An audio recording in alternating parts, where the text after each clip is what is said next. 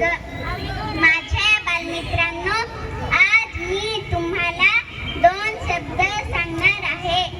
आपल्या पालघरच्या पोराची अमेरिकेत भरारी अतिशय मेहनत आणि चिकाटीमुळे महेश सुरेश बोरात याने ही भरारी मारली आहे.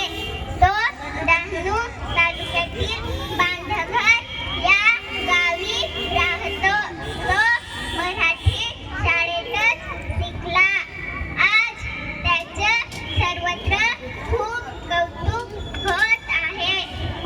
आपणही खूप अभ्यास करू आणि यश मिळवू. जय हिंद, जय महाराष्ट्र. धन्यवाद.